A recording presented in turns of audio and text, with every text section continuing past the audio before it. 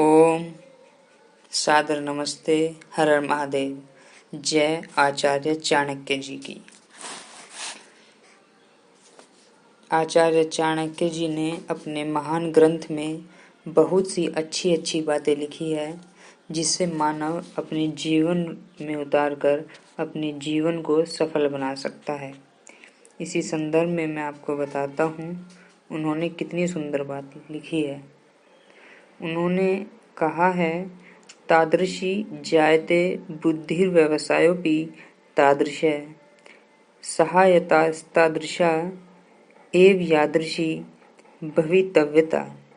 भावार्थ, जैसा होना होता है बुद्धि भी वैसी ही हो जाती है, व्यवसाय एवं साधन भी वैसे ही हो जाते हैं तथा सहायता करने वाले भी वैसे ही मिल जाते हैं। व्याख्या। इस श्लोक में आचार्य चाणक्य जी कहना चाहते हैं कि वो संकेत करना चाहते हैं मनुष्य के भाग्य की ओर। और वो कह रहे हैं, जैसा मनुष्य के भाग्य में लिखा होता है उसकी बुद्धि भी उसी के अनुसार कार्य करने लगती है। यदि किसी व्यक्ति के भाग्य में यश लिखा होता है तो ईश्वर की कृपा से उसकी बुद्धि भी यश के योग्य ही सोचती है, बुद्धि भी अच्छा कार्य करती है, वैसे ही उसे अच्छे साधन प्राप्त हो जाते हैं, यशो वृद्धि करने वाला व्यवसाय मिल जाता है और सारथी भी ऐसे ही मिलते हैं जो उसकी उन्नति में सहायक होते हैं। यदि किसी के भाग्य में अपयश लिखा होता है तो उसकी बुद्धि भी वैसे ही छिछोरी बातें सोचेगी, वैसे ही उसे साधन मिलेंगे और वैसे ही उसको साथी भी मिल जाएंगे जो उसका सर्वनाश कर देंगे, मीठी मीठी बातें बताएंगे और उसे धीरे धीरे डुबो देंगे, जो उसे कुमार्ग पर धकेल कर अपयश का भी भागी बना देंगे। यहाँ पर स्पष्ट तौर पर चाणक्य जी का संकेत प्रारब्ध की ओर है। पूर्व जन्मों में जैसे कर्म किए होंगे इस जन्म में वैसा ही फल उसको मिलेगा। किंतु आचार्य चाणक्य जी इस श्लोक से कुछ श्लोक पहले कहते हैं, वो कहते हैं कि मनुष्य का भाग्य निश्चित होता है किंतु ईश्वर ने उसे बुद्धि दी है। शास्त्रों में लिखा है कि ईश्वर ने उसे बुद्धि दी है और वो अपनी बुद्धि के बल पर अपने सत्कर्मों से भाग्य का लिखा लेख भी बदल सकता है। अब आचार्य चाणक्य जी अपने अगले श्लोक में कहते हैं, कालः पचति भूतानि कालः संहरते प्रजा कालः सुप्तेषु जागृति कालो हि द्रुति कर्म। भावार्थ, काल अर्थात समय सब प्राणियों को निगल जाता है। कितनी सुंदर बात कही है। काल अर्थात समय सभी प्राणियों को निगल जाता है। काल ही सब प्रजाओं का नाश करता है। काल सदा जागता रहता है। काल कभी भी नहीं सोता है, अर्थात वह कभी भी सुप्त नहीं होता। काल की अवहेलना नहीं की जा सकती। इसकी व्याख्या आचार्य चाणक्य जी करते हैं। उनका मानना है कि काल सर्वोपरि है, फर्स्टली है और सब कुछ काल के ही अधीन है। काल ने पूर्व में सबको ग्रास लिया है। काल ही प्रजा का संहार करता है। काल कभी सोता नहीं है।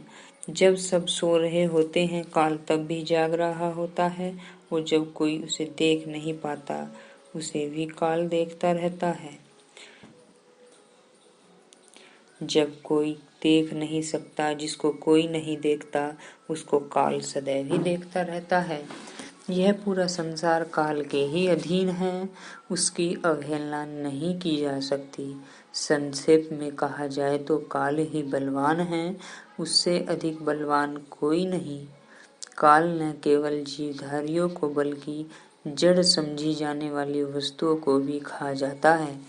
बड़ी बड़ी मजबूत इमारतें, किले, महल, दुमहले, उनको भी काल का ग्रास बनना पड़ता है। काल का चक्र सदा ही चलता रहता है और वह सभी को समयानुसार लीलता जाता है। आज भले ही विज्ञान ने कितनी भी उन्नति कर ली है किंतु काल को वह भी नहीं जीत सका। योग साधना द्वारा भी काल के प्रभाव को जीता नहीं जा सकता। और आचार्य चाणक्य जी अपने अगले श्लोक में कहते हैं, न पश्यति च जन्मांधः कामांधो न पश्यति, न पश्यति मदोन्मत्तो हर्थी दोषान् न पश्यति। भावार्थ, बहुत ही सुंदर बात कही आचार्य चाणक्य जी ने, बहुत ही सुंदर बात कही। और वो कहते हैं कि जन्म का अंधा नहीं देख पाता, काम का अंधा भी नहीं देख पाता, मदिरा आदि का सेवन करने वाला भी कभी नहीं देख पाता, और स्वार्थी मनुष्य भी किसी के काम के दोषों को नहीं देखता। अर्थात स्वार्थी मनुष्य किसी भी काम के दोषों को नहीं देखता। अर्थात उनका कहने का तात्पर्य यह है कि स्वार्थी मनुष्य भी अंधा होता है, वह भी नहीं देख पाता है। इसकी व्याख्या करते हैं। आचार्य चाणक्य जी कहते हैं, आंखें होते हुए भी कुछ लोगों को अंधा माना गया है। प्रस्तुत जो श्लोक किया है चाणक्य जी ने उन्हीं अंधों के विषय में बतलाया है। वे कहते हैं कि जन्म से ही जो व्यक्ति अंधा है वह तो देख ही नहीं पाता है, क्योंकि वो उसकी विवशता है, किंतु जो काम के अधीन है वह भी अंधा ही है। जो काम वासना के अधीन है अथवा अन्यत्र किसी काम के अधीन है, जो कामुक हो जाता है, वो भी अंधा ही माना गया है। कामी व्यक्ति को सिवाय इसके कि उसकी काम पूर्ति कैसे हो कुछ नहीं दिखाई देता।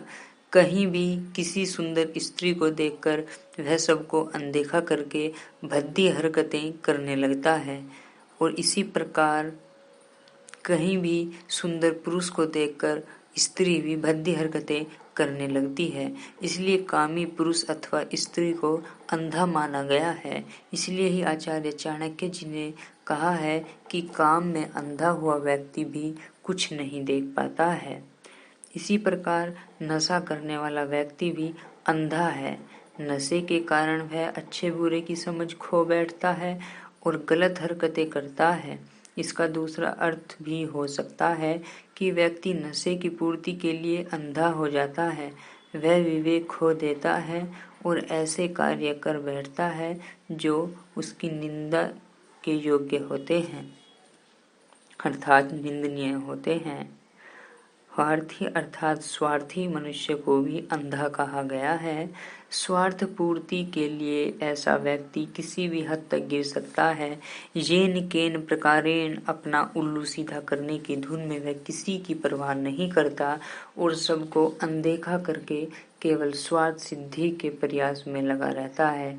तो आचार्य चाणक्य जी ने इतने सुंदर सुंदर प्रवचन किए हैं शास्त्रों से, उन्होंने बहुत सारी अच्छी अच्छी बातें निकालकर हमारे सामने प्रस्तुत की है। ऐसे महान आचार्य का हम सदैव ही ऋणी रहेंगे, जिन्होंने भारत को अखंड भारत बनाया एवं स्वर्ण युग का निर्माण किया। ऐसे आचार्य चाणक्य जी को हम सत सत नमन करते हैं। जय आचार्य चाणक्य जी की और हर हर महादेव।